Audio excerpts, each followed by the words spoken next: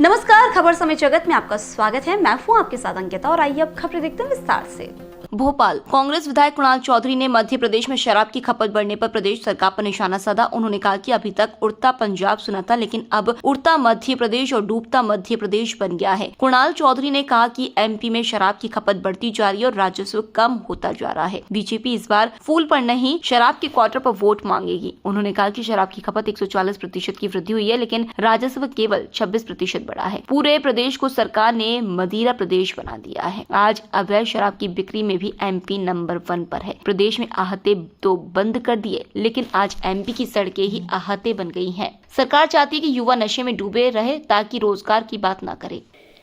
सम्मानित पत्रकार साथियों को मेरा नमस्कार। माफी चाहूंगा कि थोड़ा जल्द आपको बुलाना पड़ा और थोड़ा जल्दी से आपको बुलाने का काम हुआ। एक बड़ा ज्वलंत मुद्दा जो रोज मर्रा की जिंदगी में हर आम नागरिक की स्थिति में कहीं ना कहीं लगा हुआ है, उस मुद्दे पे आज आपसे चर्चा करने के लिए, रूबरू होने के लिए मैं आया। मध्य प्रदेश में जो पहले हमने कहीं सुना था कि उड़ता पंजाब सुना था, आज मध्य प्रदेश उड़ता मध्य प्रदेश, डूबता प्रदेश मध्य प्रदेश हो चुका है।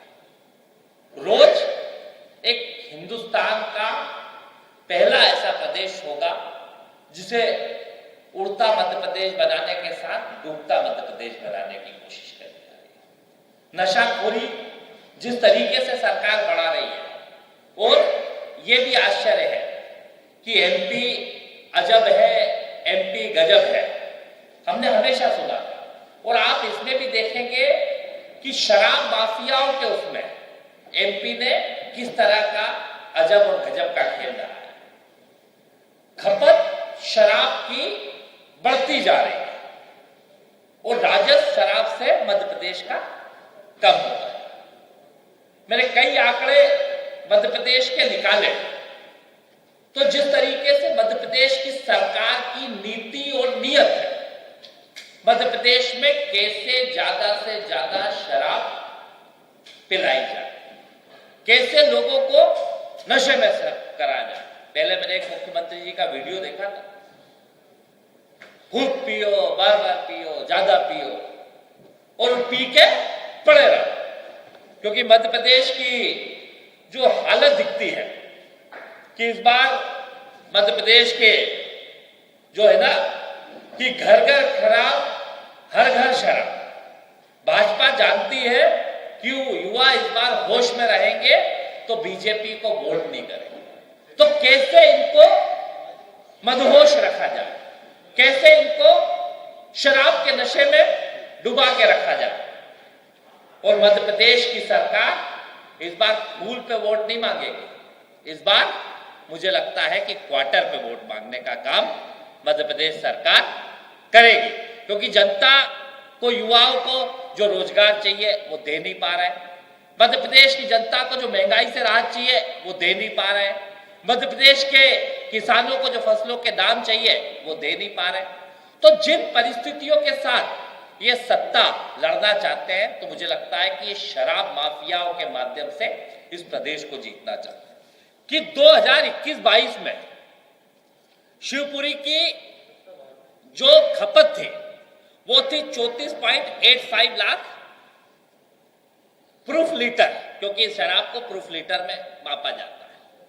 और राजस्व की प्राप्ति थी 164.78 करोड़ रुपए। और वहीं पे 22-23 के जब आंकड़े देखते हैं तो लगता है कि कैसे ये कितने प्रूफ लीटर हो गई, 82.22 प्रूफ लीटर। मतलब शराब की खपत में 140% की वृद्धि हुई। कितने की? 140 की। और राजस्व में कितनी वृद्धि हुई? सिर्फ 26%। मतलब खपत 140% बढ़ रही है और सरकार का राजस्व सिर्फ 26% बढ़ रहा है। आप एक जिले की बात नहीं है, उज्जैन जो बाबा महाकाल की नगरी आती है, धार्मिक नगरी आती है, बड़े बड़े धार्मिक आयोजन वहां पे होते हैं। बीजेपी धार्मिक भाव के ऊपर वोट मांगती है, वहां की खपत बढ़ती है 81% और राजस्व बढ़ता है सिर्फ 15%। विदिशा जो मुख्यमंत्री जी का खुद वहां से सांसद रहे, विधायक रहे, कहते हैं मेरा जिला है, मेरा परिवार, 56% शराब की खपत बढ़ती है और राजस्व कितना बढ़ता है? सिर्फ 7%। भोपाल 65%, 25%, धार 60%, 14%। मतलब मैं ये आंकड़े देता जाऊंगा तो अब ये तो सागर है, तो वहां पे 80% तो खपत बढ़ती है और आपकी राजस्व बढ़ता है 10%। सरकार क्या करना चाहती? एक तरफ उमा जी शराब की दुकानों के ऊपर पत्थर फेंकती है, बड़े बड़े, अब तो लगता है कि नाटक, नौटंकी और आडंबर करती है। मतलब हमने सोचा था भगवा व्रतधारी है, ईश्वर को मानने वाली, तो झूठ तो नहीं करे, पर ऐसा लगता है कि अपनी राजनीतिक महत्वाकांक्षा के लिए, जैसा शतरंज में होता है ना, एक राजा अपने लिए प्यादे से लेके वजीर तक को दांव पे लगा देता है, वैसे ही इस मध्य प्रदेश के वर्तमान मुख्यमंत्री और पूर्व मुख्यमंत्री ने नौटंकी करके इस मध्य प्रदेश के नौजवान गरीब किसान को शराब के नशे में धकेलने की एक बड़ी साजिश रचने का काम करा है, हर वर्ग को इस ओर धकेलने का काम करा। एक नीति लेके आए कि 22-23 में एक नई नीति शराब की लाए कि जितनी दुकानों की कैपेसिटी होती है उससे 85% लेना कंपलसरी कर दिया। क्या कर दिया कि आपकी अगर कैपेसिटी 1 लाख प्रूफ लीटर की है, 100 प्रूफ लीटर की है, 1 लाख प्रूफ लीटर की है, तो उसका 85% लेना आपको कंपलसरी है। मतलब आप शराब की बिक्री कैसे बढ़े, और इसके लिए क्या करा मध्य प्रदेश के ठेकेदारों ने? गांव गांव, गली गली डायरिया बना दी। हर गांव जाओ, एक गांव में 4 दुकानें मिल जाएगी कि भैया इसके घर मिलती है। अरे किराने की दुकान, पान की दुकान, सब्जी की दुकान, किस जगह से शराब नहीं मिल रही है? और पूरे मध्य प्रदेश को मदिरा प्रदेश इस सरकार ने बना दिया। और जिस तरीके से अब अपराध में नंबर 1 में है, क्राइम में नंबर 1 में, महिलाओं पर अत्याचार में नंबर 1 में, आज अवैध शराब के कारोबार में भी मध्य प्रदेश नंबर 1 हो चुका है। भोपाल सिर्फ मध्य प्रदेश की राजधानी नहीं है, ये शराब माफियाओं की भी राजधानी होता है। कल मैंने थोड़ी सी 2 दिन से थोड़ा ले रहा था मैं कि कईयों से पूछ रहा था, तो दिखाने के लिए एक छोटी सी कार्रवाई करने का काम कर दिया और कह रहे कि बड़ी कार्रवाई करेगी। अरे इस भोपाल में कम से कम 500 अवैध, कम से कम बता रहा, जो हुक्का लॉन्च के नाम पे चलते हैं। हुक्का बार का अभी वो अध्यादेश लाए थे, किस हुक्का बार को बंद करा, किस लाइसेंस को निरस्त करा, किसकी होटल सील करी? 2 दिन से पता पड़ गया सरकार को कि विधायक कुणाल चौधरी प्रेस कॉन्फ्रेंस लेने वाला है, कहीं ना कहीं एग्जैक्टली फिगर जुटा रहा है। तो सरकार ने दिखाने के लिए एक नौटंकी की कार्रवाई कर दी। क्या और नहीं दिखते? रोज नई नीतियां लाके मध्य प्रदेश के अंदर कैसे शराब की खपत बढ़ाई जाए। क्या सिर्फ अध्यादेश लाने से हुक्का बार बंद है? हर हुक्का बार में 90% रेस्टोरेंट के अंदर अवैध शराब बिक रही है और उसका कारण है कि आपने दुकानदारों को 85% रखने की कंपलसरी करी है और वो बेचने के लिए अवैध ढाबे संचालन करा रहे हैं। आपने बड़ी वाहवाही कराई थी कि हमने आहते बंद कर दी। अरे सड़क आहते बन गई है। और मध्य प्रदेश का खेल तो आपको मालूम है, प्रधानमंत्री जी को बहुत पसंद है, एक स्टेशन पे 3-3 बार आ गए। मतलब भाई साहब, देश के प्रधानमंत्री पहले आए, हबीबगंज का नाम रानी कमलापति करता है। वो हबीब मियाँ भी रो रहे होंगे, उनकी आत्मा देख रही होगी कि वो जमीन जो 2000 करोड़ की थी उस दौर में, उनने दान करी थी, कि एक दान की प्रवृत्ति होती है, विलेन घोषित करके उनका नाम बदल दिया। अब रानी कमलापति जी भी सोच रही होगी कि ये क्यों बदला था, उनकी भी आत्मा सोच रही होगी। वहां तैयारी क्या है?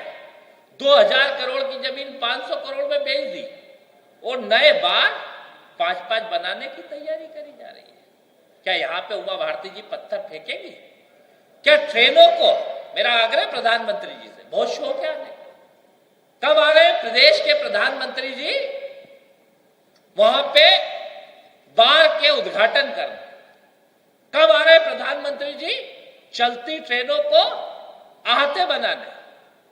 जब बार खुलेगा, पहले भी वहां पे 24 घंटे खाने के नाम पे अवैध शराब पिलाई जाती है।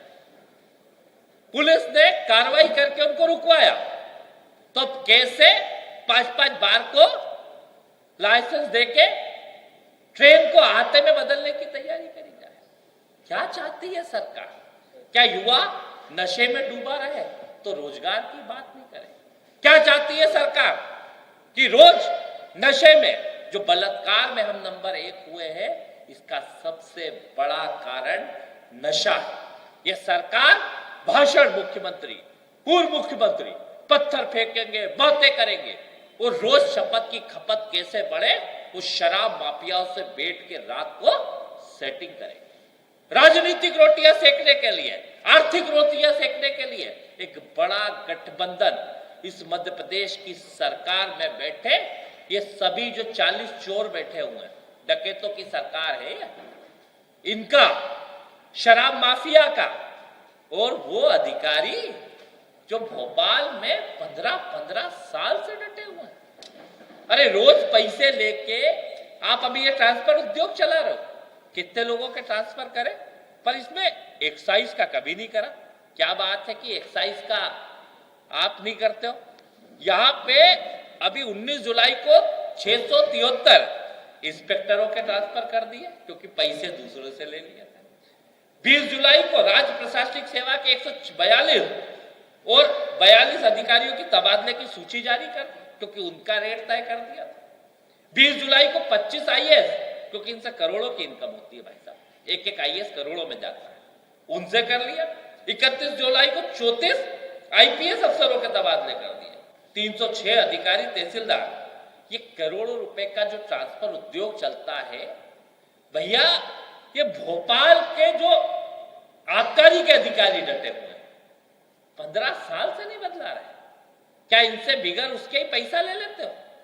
रोज इस उद्योग के अंदर कितने लोगों की जानें जा रही है, कितने लोगों के जीवन खत्म हो रहे हैं, और कितने लोगों की आर्थिक और सामाजिक स्थितियां बर्बाद हो रही। आपने मुरैना कांड देखा होगा, वहां लोगों की कितनों की मौतें हुई। वो मौत नहीं, सरकारी तंत्र के द्वारा करी गई हत्या है। कि शराब माफिया का प्रदेश मध्य प्रदेश बना दिया है, शराबियों का प्रदेश मध्य प्रदेश को बना दिया है। मेरे सवाल है सरकार से कि ये नशे के जितने बड़े कारोबारियों के साथ साठगांठ है, ये कब बंद करें? चंद सवाल और भी मैं पूछ लेता हूं। मध्य प्रदेश में आज इनके युवा मोर्चा के राष्ट्रीय अध्यक्ष आ रहे हैं, जो सांसद भी तेजस्वी। मेरा सवाल है, इन शराब माफियाओं की साठगांठ जिसके कारण महिलाओं के कार्यक्रम में आ रहे हैं, कौन सा कार्यक्रम है वो? गर्ल्स संवाद, गर्ल्स के साथ गर्ल्स कॉन्क्लेव। पहला सवाल, मध्य प्रदेश बेटियों पे अत्याचार में नंबर 1 है। क्या इसके लिए माफी भारतीय जनता पार्टी की सरकार की तरफ से तेजस्वी सूर्या मांगेंगे? मध्य प्रदेश 41 लाख रजिस्टर्ड बेरोजगार और करोड़ों अनरजिस्टर्ड बेरोजगारों का प्रदेश मध्य प्रदेश नंबर 1 बेरोजगारी में है। क्या इनके और सरकार ने लिखित में आदेश दिया है जवाब कि सिर्फ 21 रोजगार देके आए विधानसभा के? क्या इसके लिए माफी मांगेंगे? मध्य प्रदेश में अपराध की राजधानी, भोपाल और इंदौर नंबर 1 हो चुका है। ये खुद गृह मंत्री भी मान चुके हैं कि जब से कमिश्नरेट सिस्टम लागू हुआ है तब से अपराध की। और कल तो मैंने देखा कि जिस व्यक्ति को बीजेपी की सरकार ने राज्य मंत्री का दर्जा दिया था, उनने खुद गृह मंत्री के कैरेक्टर के बारे में बताया। तो गृह मंत्री जी जवाब देंगे। एक चीज, अभी एक कमेटी बनाई थी, सूर्या जी से यह भी है कि एक कमेटी बनाई थी कि बीजेपी जिन लोगों को लेगी उनके कैरेक्टर को चेक करेगी। सेक्स रैकेट के जो अपराधी हैं, जिनके ऊपर रामकृष्ण पटेल को 3 साल की सजा सुनाई, उन्हें स्त्रियों और अनैतिक व्यापार दमन के लिए 3 साल की सजा सुनाई, उनको वापस लिया। कौन सी वॉशिंग मशीन में धुलाएंगे? ये सवाल मेरा है। और स्पष्ट है, उमा जी से सवाल है, क्या साठगांठ हो गई, क्या सेटिंग हो गई? क्या माफियाओं से सेटिंग हुई है या अपने राजनीतिक आकाओं से सेटिंग हुई है, या फिर शिवराज जी जो पहले इनके घर कभी नहीं गए, अब जो रोज चले जाते हैं और दीदी दीदी करते हैं, कि इनसे सेटिंग हो गई? योजना के तहत बच्चों को जो ट्रेनिंग दे रही है, अगर सूची देखें, पंचर बनाने, प्लम्बर की, राजमिस्त्री की, इस तरीके की ट्रेनिंग दी जा रही है। देखिए, चुनाव आता है और शिवराज जी को नए भाषण आ जाते हैं, बोलते कुछ है, करते कुछ है। अभी तक जो रजिस्टर्ड संख्या है वो लगभग 4-5 लाख रजिस्टर्ड संख्या हुई है उसके अंदर, सीखो कमाए योजना के अंतर्गत। और जो बातें हैं कि पंचर की और इसकी, ये ट्रेनिंग देने का काम, इनने कहा था बड़ी बड़ी इंडस्ट्रियों से ये दिलाने का काम करेंगे, और अब पंचर की ट्रेनिंग दिलवा रहे हैं। तो तेजस्वी सूर्या भी आ रहा है, जवाब दे कि क्या ये सीखो कमाओ योजना, इसमें सीखेगा क्या, कमाएगा क्या और करेगा क्या? ये युवाओं का अपमान मान रहे हैं? अपमान, ये युवाओं की योग्यताओं का बेरहम कत्ल और उन पढ़ने वालों का सामूहिक नरसंहार है। और एक सवाल और है उससे कि ये पटवारी में जो घोटाला करा था उसके ऊपर भी जवाब दे जाए, और जो मध्य प्रदेश के युवाओं के साथ अपमान करते हुए उनका मजाक उड़ाने का काम ये मुख्यमंत्री कर रहे हैं, उसके ऊपर भी जवाब दे। स्पष्ट है, कोई इसका काट नहीं। मध्य प्रदेश के अंदर युवाओं को रोजगार देने का काम, पहले जो सरकारी संस्थाएं खाली पड़ी है उसमें कैसे रोजगार दें। एक नया मध्य प्रदेश, जब कमलनाथ जी थे तो नए उद्योग लग रहे थे और जिसके कारण राज्य आपका वो रोजगार आ रहा था। और जिस तरह के अलग अलग इंस्टीट्यूटों के साथ, अलग अलग चीजों के साथ एक विजन कांग्रेस पार्टी के पास है, पूरा विजन मध्य प्रदेश की जनता के सामने रखे। जो हिंदू राष्ट्र की बात कर रहे हैं, जो संविधान को नहीं मानते हैं, जो बीजेपी के एजेंट हैं, और इस पर कांग्रेस के बड़े नेता खामोश हैं। देखिए, कांग्रेस पार्टी के लिए धर्म, आस्था और विश्वास है, और भारतीय जनता पार्टी के लिए धर्म राजनीति है। कमलनाथ जी एक धार्मिक व्यक्तित्व के व्यक्ति हैं, हनुमान जी के हमेशा से उपासक, और ये आस्था, विश्वास और इस देश के संविधान ने, इस देश के लोकतांत्रिक मूल्यों ने सबको अधिकार दिया है कि किसको किस बात को मानना है, किस धर्म को मानना है, किस आस्था को मानना है। तो मुझे नहीं लगता कि आस्था के ऊपर कोई राजनीतिक सवाल होना चाहिए, और स्पष्ट है, धर्म हमारे लिए आस्था और विश्वास है, ना कि राजनीति। लेकिन प्रमोद कृष्णन कह रहे हैं कि जो बीजेपी के एजेंट हैं उनकी, देखिए, प्रमोद कृष्णन जी अपनी जगह अपनी बात रख रहे होंगे, उनका जवाब मैं तो नहीं। वो हर व्यक्ति का, और कांग्रेस पार्टी की ये खूबी है, इस देश के संविधान में हर व्यक्ति को अपनी बात रखने का अधिकार स्पष्ट है। कमलनाथ जी बड़े हनुमान भक्त हैं और बहुत धार्मिक व्यक्तित्व है, और कहीं ना कहीं उनकी अपनी आस्था, विश्वास है, उनकी आस्था में सब। राहुल गांधी की सदस्यता बहाल हो गई आज लोकसभा में। स्पष्ट है कि राहुल गांधी जी पहले दिन से डरे नहीं। उनने जनता की आवाज को जब सड़कों पे उठाया, 3000 किलोमीटर से ऊपर की यात्रा करी, गरीब मजदूर किसान की यात्रा करी, उनके अधिकारों की बात करी, और सरकार से जब सदन के अंदर चंद चुनिंदा उद्योगपतियों के खिलाफ सीधे उनके साठगांठ के सीधे आरोप लगाने का काम किया, तो सरकार ने जानबूझ के एक किस तरीके से करा, पर हमने न्यायपालिका पे पूरा भरोसा रखा। जनता की लड़ाई सड़कों पे लड़ी और न्यायपालिका ने फिर माना कि क्यों अधिकतम सजा दी गई, क्यों इतनी तेजी करी गई और उस सजा पे रोक लगी। स्पष्ट है, राहुल गांधी जी पहले भी जनता की लड़ाई लड़ते थे और ताकत के साथ जनता की लड़ाई लड़ेंगे। खबर समय जगत के लिए संवाददाता आदित्य सराठे की report. For latest news, subscribe to our channel and press the bell icon